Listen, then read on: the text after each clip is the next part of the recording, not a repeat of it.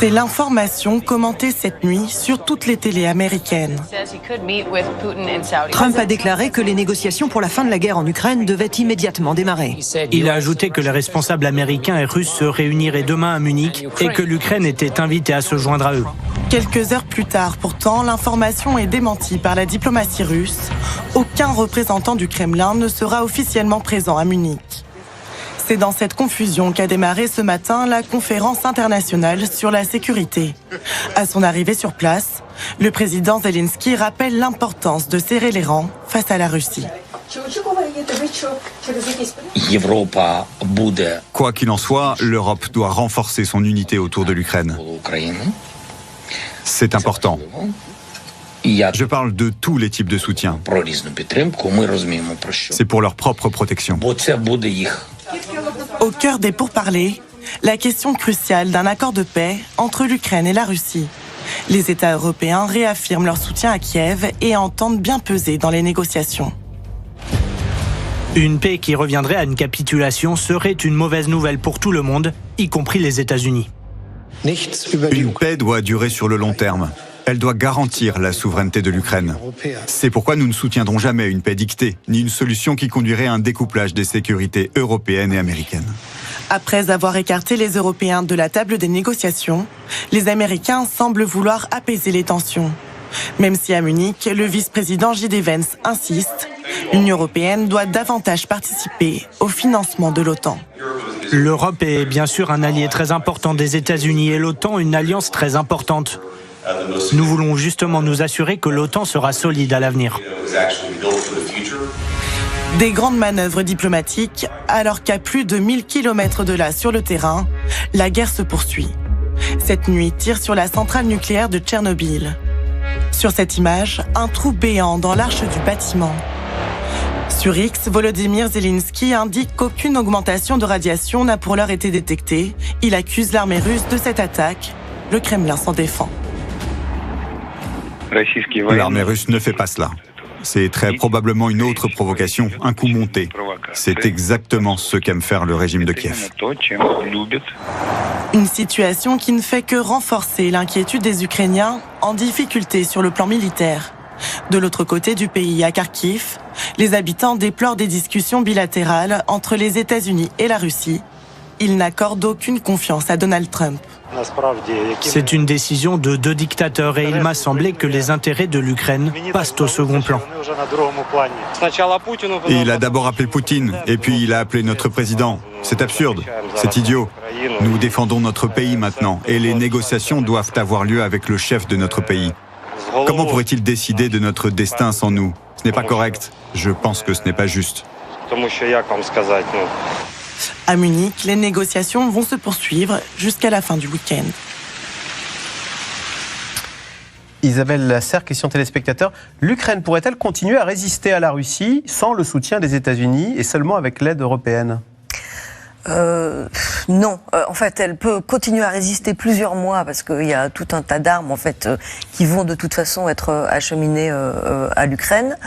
Par ailleurs, c'est vrai qu'elle a augmenté ses capacités de production, notamment par exemple, elle est passée maîtresse dans l'art de fabriquer des drones, donc elle peut tenir un petit peu, mais à moyen terme, si les États-Unis se désengagent complètement de l'affaire ukrainienne, elle ne pourra pas tenir face à l'armée russe et les Européens, pour l'instant, n'ont pas les moyens de prendre le relais des Américains. Donc en gros, l'avenir de l'Ukraine dépend de l'aide américaine. C'est bien pour ça qu'on a ces discussions, cette tentation de discussion directe entre Moscou et Washington. Général Dominique Trinquant, on a du mal à croire quand même que les Britanniques, plus les Français, plus l'opinion publique ukrainienne n'arrive pas à tenir tête aux Russes qui quand même, c'est pas un patine depuis 3 ans en Ukraine. Enfin, ils ont quand même eu du mal à avoir le Donbass. Oui, pardonnez-moi, je vais pondérer un peu ce que disait Isabelle. Je pense que l'Ukraine est capable de résister.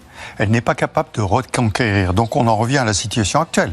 C'est-à-dire que l'Ukraine ne reconquérera pas le territoire qu'elle a perdu. Elle peut résister. Aujourd'hui, moi je regarde tous les jours, depuis 3-4 jours, rien n'avance du côté de Potros. Il n'y a rien n'avance dans la région de Koursk, donc ça piétine. Les Russes perdent 1200 hommes par jour, les Ukrainiens 600. Donc la balance est quand même en faveur des Ukrainiens, ce qui est bien normal, ils sont en défensive. Mais ça veut dire combien de temps ça va durer? Là, je suis d'accord avec Isabelle, combien de temps ça va durer? 6 mois. De toute façon, incapacité des Ukrainiens de reconquérir le territoire. Donc il y a un moment où il va falloir discuter, parce que qu'est-ce qu'on fait? On continue à tuer des hommes sur place, du côté russe, comme du côté ukrainien? Ça me paraît assez improbable. Maintenant, sur la capacité, puisque c'est lié, la capacité européenne de produire, la capacité européenne de produire a augmenté. Mais c'est vrai qu'il y aura un manque s'il n'y a pas les Américains qui fournissent un certain nombre d'équipements. Pour l'instant, certains sont payés pour l'année 2025. Maintenant, on n'est pas sûr que M. Trump, d'un coup de décret, puisse pas l'annuler. Donc, ça veut dire quand même un manque d'équipement pour les Ukrainiens, bien sûr. Marie Gégaud, on voit que les Européens sont furieux et considèrent qu'ils sont trahis par l'allié américain. Comment aux États-Unis, d'ailleurs, cette annonce de Donald Trump, qui serre la main avec son ami Vladimir Poutine, est-elle perçue? Est-ce que certains ne se disent pas, finalement, il donne le point à Poutine, mais il n'obtient rien en échange? Et comment interpréter, parce que ce que je n'ai pas dit depuis le début de cette émission, c'est que de façon assez incompréhensible, J.D. Vance, le vice-président américain, donne une interview au Wall Street Journal, dans lequel il dit un peu le contraire de ce qu'on explique depuis un quart d'heure. Il dit « Mais il existe des moyens de pression économique et bien sûr militaire que les États-Unis pourraient utiliser contre Vladimir Poutine. » Il rétropédale en disant « Mais les Russes... On peut, s'ils ne se tiennent mal, on peut avoir une action militaire à leur endroit. » Oui, alors ça, je pense que c'est un artifice. Il est attendu à Munich. Il imagine très bien ce que vont lui dire les Européens. Il a peur de se faire engueuler. Je pense. Il faut qu'ils aient l'air un petit peu vaguement.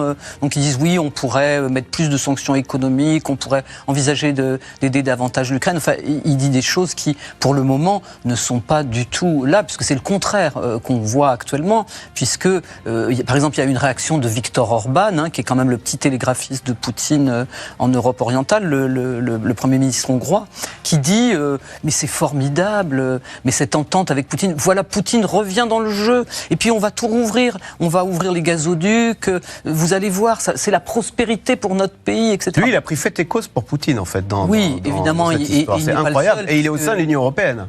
Voilà, il n'est pas le seul, puisque maintenant on a Robert Fico, le dirigeant slovaque, et on va avoir des élections cruciales en 2025. Et là, c'est le gros point d'interrogation, parce que les élections en République tchèque, les élections en Moldavie, et surtout les élections en Roumanie. Parce que là, la Roumanie, c'est... Et justement, je crois que c'est J.D. Vance qui a fait une déclaration sur la Roumanie en disant...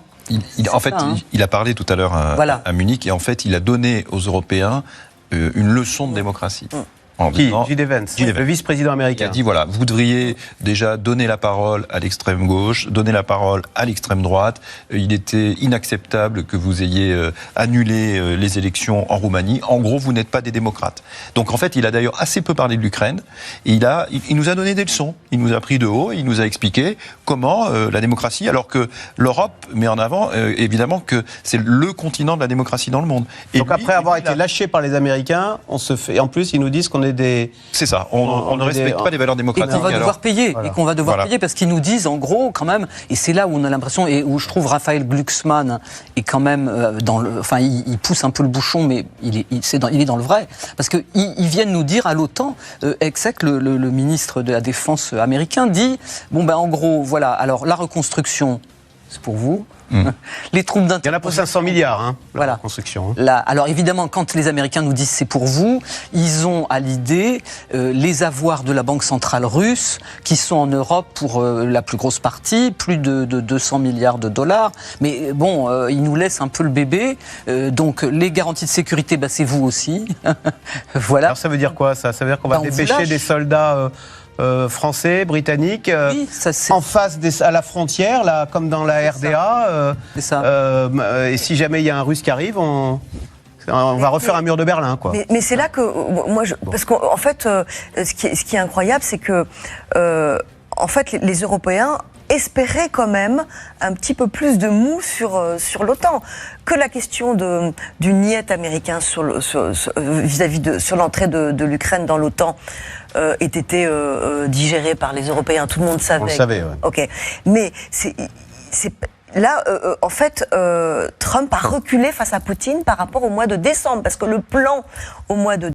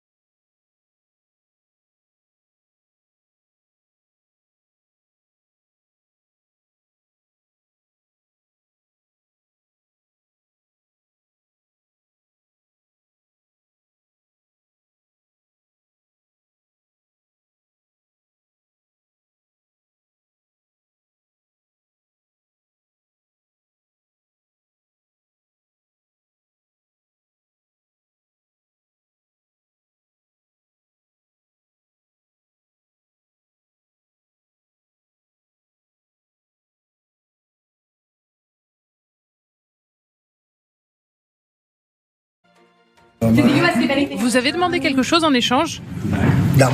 Pas grand-chose. Non, ils ont été très gentils. Nous avons été traités très gentiment par la Russie.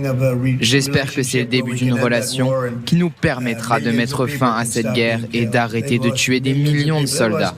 Ils ont perdu des millions de personnes, probablement 1,5 million de soldats en peu de temps. Nous devons mettre fin à cette guerre. Sylvie Berman, à l'entendre, Vladimir Poutine a été sympa dans cet accord, puisque non, la Russie n'a pas demandé grand-chose finalement en échange. Non, absolument, il n'y a pas eu d'échange. En réalité, c'est un signe de bonne volonté de la part de Vladimir Poutine. Il y a un précédent. Quand Donald Trump est arrivé au pouvoir en 2016, Obama avait expulsé de nombreux espions vers la Russie, et pour la première fois, Poutine n'avait pas réagi comme il le fait tout le temps. D'ailleurs, Trump avait dit il est très intelligent. C'était un signe de bonne volonté pour améliorer les relations entre les deux pays. Donc là, et effectivement, ce qu'a dit Pascal Boniface, on s'oriente vers un accord. Alors quand Trump a dit je vais régler la question en 24 heures, c'est une figure de style, c'est évident qu'on ne règle pas un conflit diplomatique en 24 heures. Mais effectivement, là, le signal est donné. Et ce qui est intéressant, c'est que s'il dit que le héros est Trump et qu'il remercie Poutine pour sa grâce, pour sa gentillesse, je pense que c'est Trump qui lui a soufflé ses paroles, parce qu'en réalité, il a été otage, il a été arrêté pour pouvoir, à un moment donné, soit obtenir un prisonnier en échange, soit effectivement pour faire un cadeau dans ces conditions-là. Et justement, Sylvie, on apprend à l'instant l'identité de l'autre prisonnier qui a été échangé. Il s'agit d'un Russe qui avait été arrêté en 2017 aux États-Unis, directeur d'une société de Bitcoin qui avait été condamné en Amérique pour blanchiment d'argent et qui donc est échangé contre. Donc il y a un véritable échange. Voilà. Il y a un échange, mais c'est pas forcément à la hauteur de ce que les Américains voulaient. Didier François, est-ce que vous avez l'impression qu'on se moque un peu du monde ? C'est-à-dire que non, mais Donald Trump et Vladimir Poutine sont dans une dans de la com.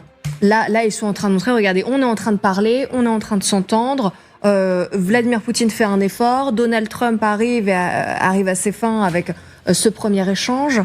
Est-ce qu'on est dans de la pure communication ? En tout cas, on est dans des préliminaires de quelque chose. Voilà. Sur quoi, comment ça va déboucher ? Honnêtement, j'en sais rien. Alors, il y a ceux qui croient que ça va déboucher tout de suite sur un... Voilà, il y a ceux qui n'y croient pas. Moi, je regarde et je vois. Pour l'instant, Vladimir Poutine fait un petit coup intelligent de sa part, puisqu'il ouvre les discussions avec en faisant en quelque sorte Trump un peu son obligé, sans lui donner grand-chose. Parce que, grosso modo, il libère un pauvre gars qui avait été...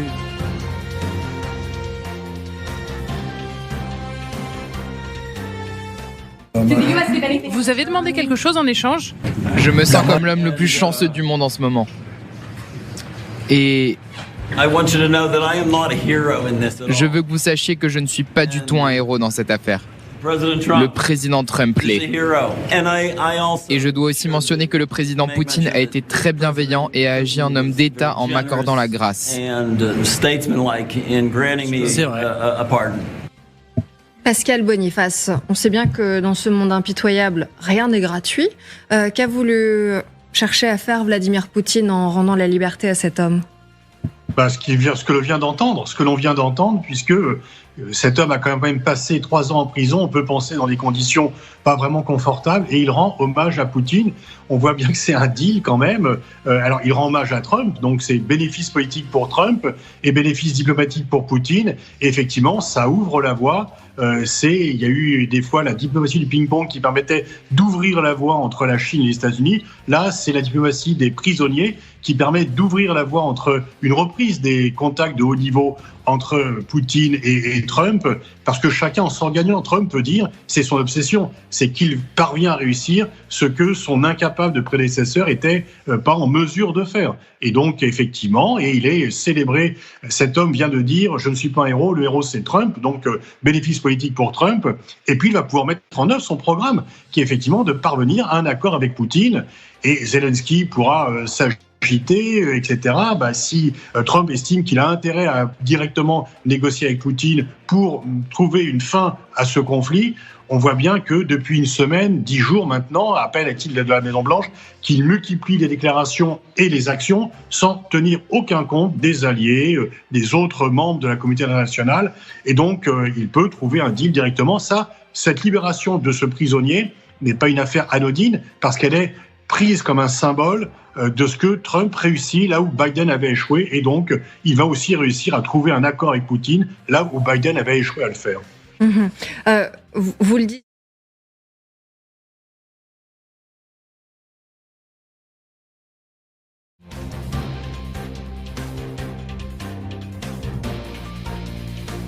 Je me sens comme l'homme le plus chanceux du monde en ce moment. Comme interview en Allemagne, mais c'est quand même surprenant que sa cible soit tout le temps pour justifier son incompétence, sa faiblesse pour diriger l'armée, que ce soit l'ancien président de la République, alors que tout le monde sait que toutes les faiblesses que connaît cette armée, c'est de ses fautes, c'est de ses accords qu'il a eu avec le 23 qui était fait par Kabila, qu'il a eu avec l'Ouganda lorsqu'il prend l'accord de mutualisation de forces avec les UPDF. Alors qu'entre-temps, les FARDC apparemment, son commandement pose problème, ça c'est lui, ça ce n'est pas Kabila. Comment il peut mettre tout ça à la tête de l'ancien président de la République qui lui a tout laissé? Il lui a laissé l'armée, il lui a laissé les finances, toutes les institutions.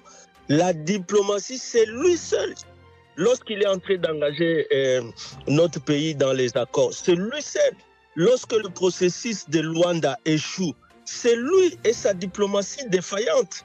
Et l'Union européenne, par un message de son porte-parole aux affaires étrangères, dit examiner Congo, le en M23 urgence. soutenu par le Rwanda progresse vers le sud Kivu et s'est emparé de l'aéroport de Bukavu. Des tirs ont été entendus ce matin. Le président congolais Félix Tshisekedi est rentré en urgence de la conférence à Munich. Il est de retour à Kinshasa et ne se rendra pas au sommet annuel de l'Union africaine à Addis Abeba. Il est urgent d'agir car la RDC a le droit et le devoir de défendre son intégrité territoriale. Les précisions de notre correspondante Aurélie Bazara-Kibangula. Des hommes du M23 appuyés par des troupes rwandaises sont entrés dans la ville de Bukavu en début de soirée selon plusieurs sources sécuritaires et humanitaires que nous avons contactées. Elles nous affirment que cette entrée s'est faite par le nord-ouest de la ville, par la commune de Bajira. Alors une source gouvernementale nous affirme attendre plus d'éléments pour communiquer. Des tirs ont été entendus, mais ce soir la ville est calme, nous ont confié plusieurs habitants. Ils affirment aussi avoir vu les forces armées congolaises et les militaires burundais présents dans la zone en renforts se repliaient. Alors à Bukavu, les boutiques sont restées fermées une bonne partie de la journée. Les administrations avaient renvoyé leur personnel à la maison. Un peu plus tôt dans l'après-midi, le M23 et les troupes rwandaises se sont emparés de l'aéroport de Kavumu, considéré comme le dernier verrou militaire avant Bukavu. Le chef de l'État, Félix Tshisekedi, qui participe à la conférence mondiale sur la sécurité à Munich, a appelé, je cite, à mettre le Rwanda à l'index. Il a aussi réaffirmé son engagement de ne pas dialoguer avec le M23, qualifié par Kinshasa de groupe terroriste. Et les chefs d'État africains se réunissent ce week-end à Addis Abeba pour le sommet annuel de l'UA, l'Union africaine. Un sommet qui doit désigner un nouveau président de sa commission, en pleine escalade, on l'a vu, du conflit en RDC. Il s'agit d'élire le successeur au Tchadien Moussa Faki Mahamat.